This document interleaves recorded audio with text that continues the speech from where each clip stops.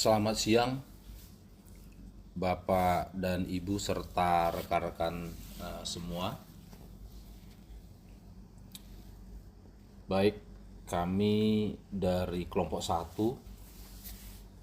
akan coba menyampaikan implementasi Hiradesi di PT Kilang Pertamina Internasional.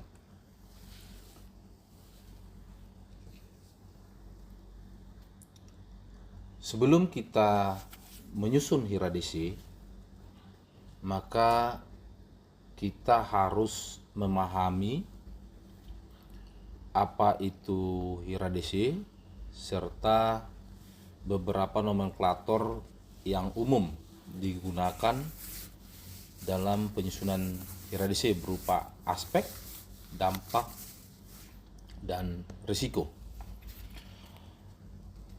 Hiradesi merupakan singkatan dari Hazard Identification Risk Assessment, Determine and Control, yaitu suatu metode yang digunakan untuk mengidentifikasi risiko, menilai risiko,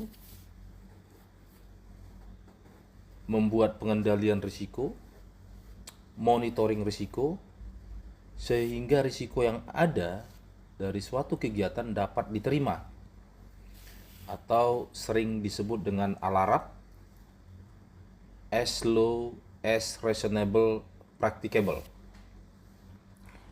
Aspek merupakan unsur kegiatan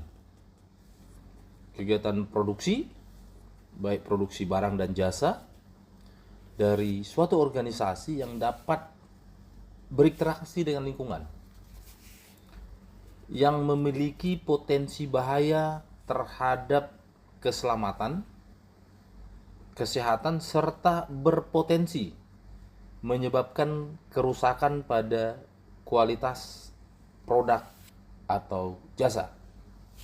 Sedangkan dampak adalah perubahan yang menguntungkan atau merugikan, baik keseluruhan atau sebagian dari suatu kegiatan akibat dari kegiatan atau proses produksi atau jasa yang dilakukan. Sedangkan risiko merupakan kemungkinan kejadian kerugian atau kerusakan yang terjadi pada kegiatan tertentu atau siklus operasional tertentu, atau sering disebut dengan fungsi keparahan dari kerusakan terhadap kemungkinan kejadian tersebut. Adapun tujuan dari pembuatan Hiradesi pada sebuah organisasi, dalam hal ini PT Kilang Pertamina Internasional, yang pertama adalah menjamin bahwa setiap kegiatan telah dilakukan identifikasi, evaluasi, adanya pengendalian, dan monitoring dari risiko atau bahaya yang berpotensi terjadi pada organisasi tersebut. Karena hal ini berdampak pada bisnis, pada keselamatan, pada kesehatan, pada keamanan, pada lingkungan, dan berdampak pada citra perusahaan. Sedangkan yang kedua, tujuan dari Hiradesi adalah memastikan potensi bahaya yang berisiko tinggi atau yang masih penting atau diprioritaskan tetap ditindaklanjuti melalui penetapan sasaran program sistem manajemen KIHSSE. Sedangkan ruang lingkup kegiatan Hiradesi di PT Kilang Pertamina Internasional mencakup dua hal. Yang pertama, kondisi, dan yang kedua adalah event atau kegiatan. Untuk kondisi, maka harus dilihat kondisi normal, kondisi abnormal, atau kondisi emergensi. Sedangkan untuk event, maka harus dilihat apakah kegiatan ini adalah terkait dengan work process review, yaitu kegiatan yang diidentifikasi berdasarkan proses kerja, atau STK yang berlaku, atau prosedur yang berlaku. Yang berikutnya adalah MOC, atau Management of Change, adalah kegiatan yang diidentifikasi karena adanya perubahan, baik perubahan proses, perubahan peralatan, maupun perubahan prosedur. LFA, Learning from Event, adalah kegiatan yang diidentifikasi berdasarkan adanya kejadian yang merugikan, baik kerugian terhadap orang, peralatan, lingkungan, dan citra perusahaan. Yang berikutnya adalah kegiatan observasi, yaitu kegiatan yang diidentifikasi berdasarkan aktivitas yang sering terjadi penyimpangan saat kita melakukan observasi. Yang berikutnya adalah survei, yaitu kegiatan identifikasi berdasarkan survei QHSSE. Untuk menghasilkan HIRA-DC yang berkualitas atau bermutu, maka harus dipastikan tim penyusun HIRA-DC tersebut memiliki kualifikasi sebagai berikut. Pertama, memahami proses manajemen risiko QHSSE.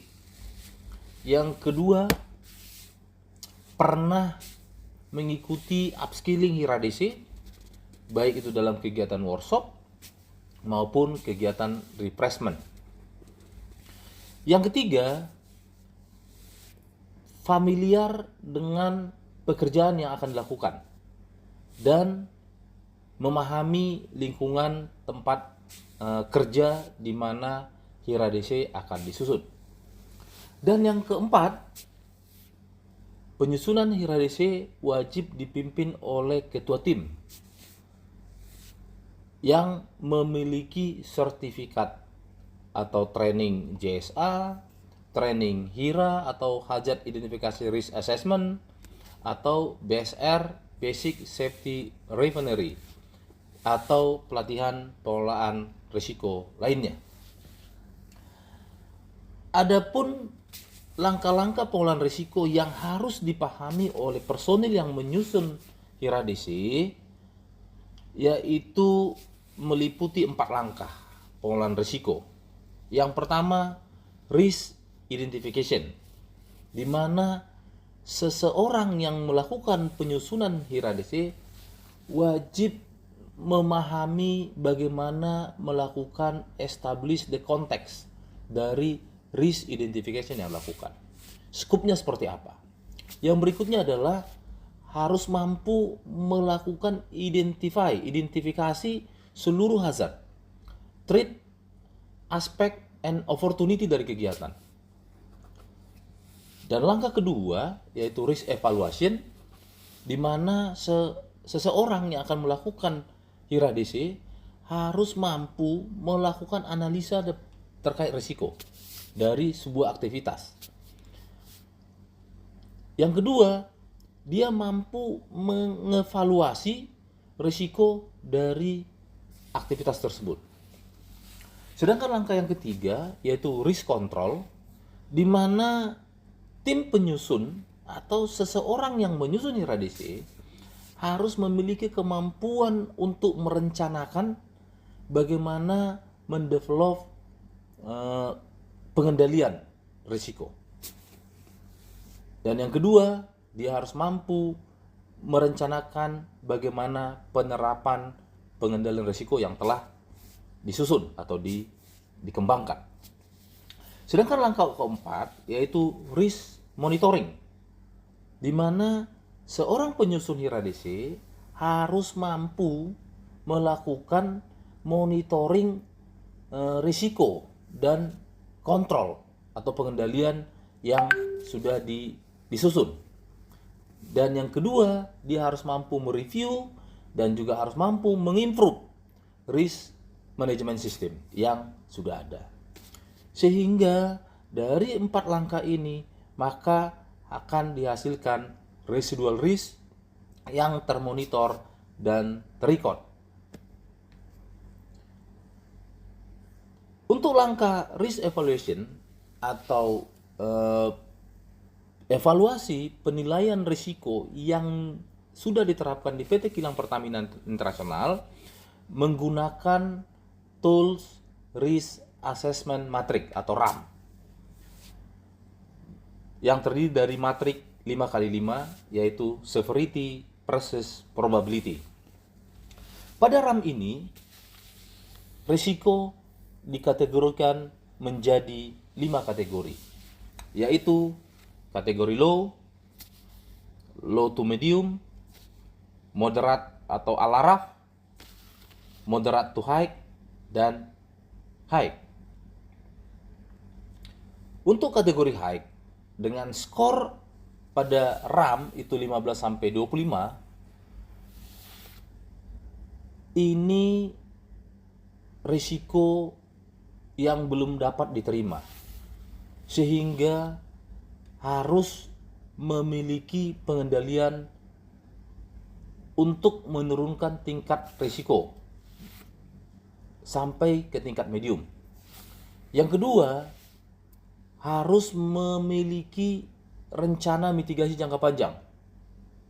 Dan yang ketiga, harus dilakukan monitoring pengendalian secara berkala untuk memastikan keefektifan dari pengendalian yang sudah dilakukan. Dan yang keempat, harus dilakukan analisa risiko semi kuantitatif. Sedangkan untuk kategori 4, yaitu moderate to high, risiko ini juga belum dapat ditoleransi, sehingga harus dilakukan pengurangan risiko sampai ke tingkat medium.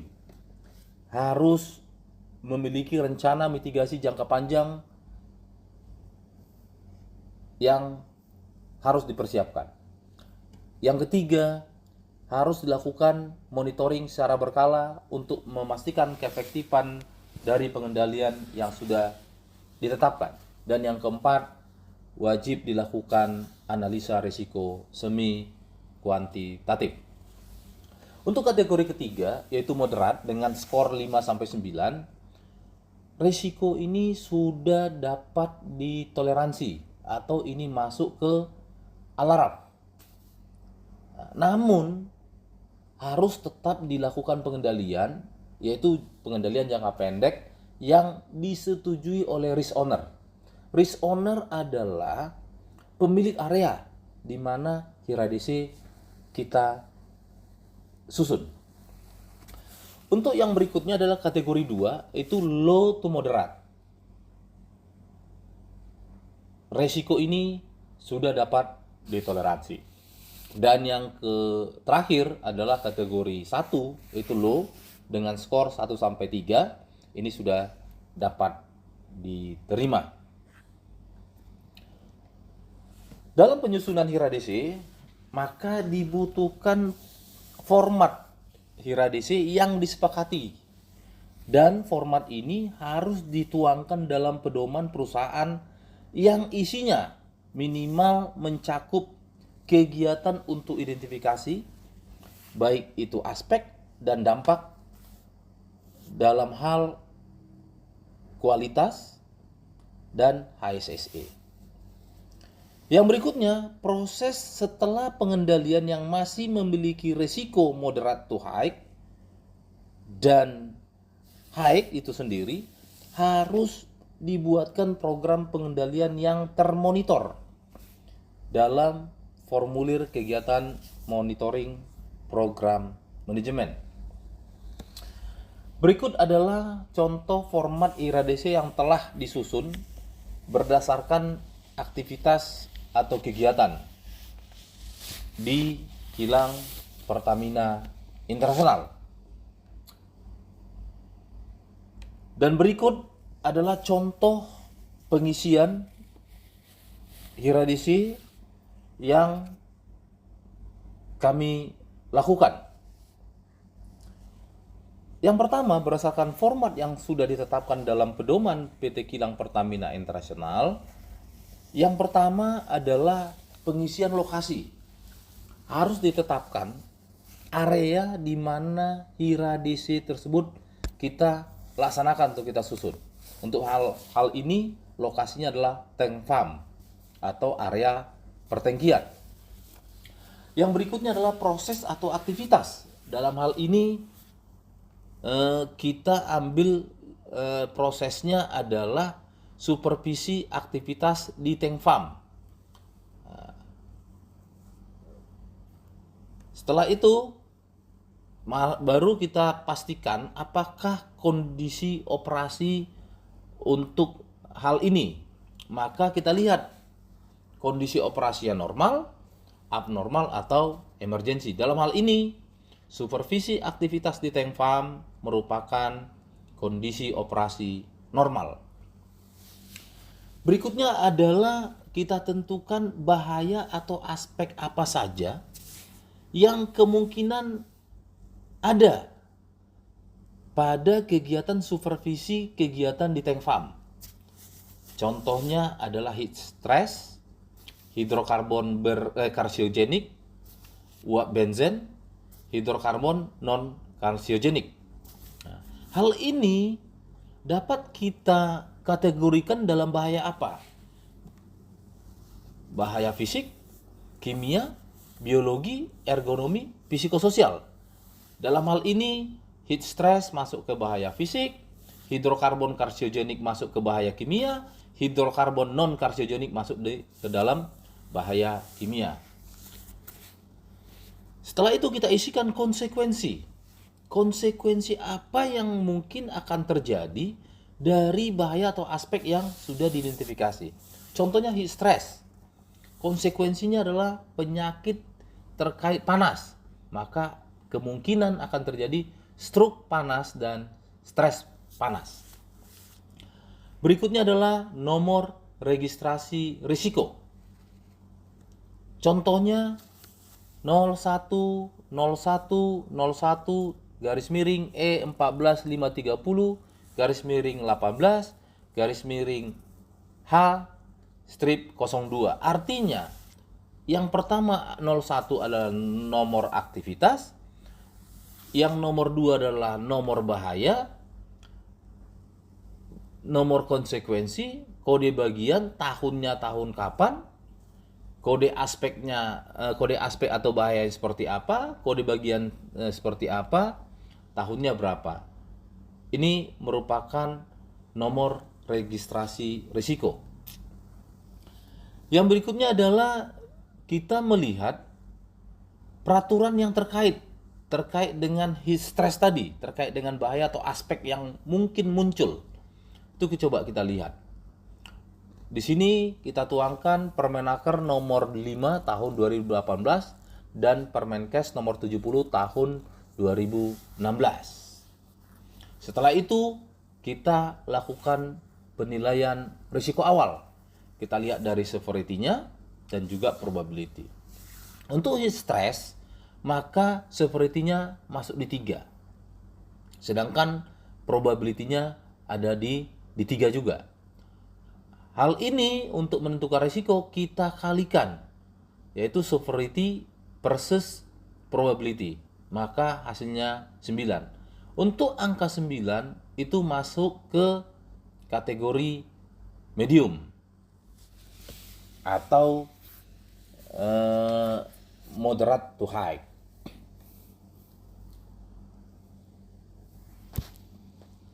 Kita lihat apakah hal ini termasuk dalam potensi MAH. MAH adalah Major Accident Hazard. Jika tidak masuk, maka kita tulis no. Jika masuk, kita tulis yes. Setelah itu, kita melihat apakah kegiatan tersebut sudah memiliki pengendalian atau kontrol. Baik itu eliminasi, substitusi, engineering control, administration control, dan personal protective equipment. Ini kita lihat. Untuk hal ini yang sudah ada yaitu SOP terkait dengan fit to work dan pengaturan jam kerja. Dari mitigasi atau kontrol yang sudah ada, dapat dilihat risiko sisa. Kita lihat risiko sisanya adalah 3 untuk severity, probability-nya 2, maka total skornya adalah 6. Hal ini masih masuk ke medium, artinya moderat, yaitu sudah dapat diterima.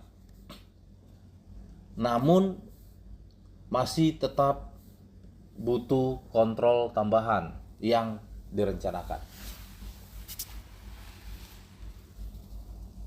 Demikian penyusunan iradisi yang dapat kami sampaikan.